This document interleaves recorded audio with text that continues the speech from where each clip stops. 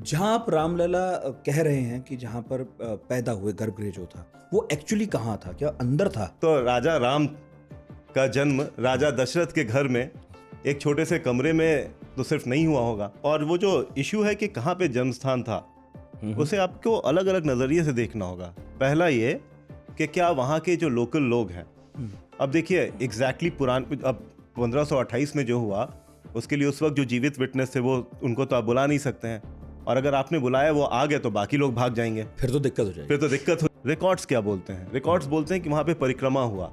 जो उस वक्त के मुस्लिम विटनेसेस थे कि जो भी उन्हें बोलना था उन्होंने बोला, पर यह भी बोला ऑल थ्रू आउट कि लोग आते हैं, परिक्रमा करते हैं और फिर राम जन्मभूमि के दर्शन करने जाते हैं। तो परिक्रमा हो सकता है बड़े एरिया में हो, पर उन्होंने उस परिक्रमा को भी हो सकता है 5 कोसी हो, 14 कोसी हो, पर वहां से रिलेट किया। तो ये बहुत इंपॉर्टेंट इशू है। तो भगवान राम का जन्म एक राजा के घर हुआ, तो एक पर्टिकुलर 5x5 का एरिया तो आप उसे मानेंगे नहीं। अगर आप किसी को बोलते हैं कि उसका जन्म उस हॉस्पिटल में हुआ, तो इस तरह से आप आइडेंटिफाई करते हैं उस एरिया को।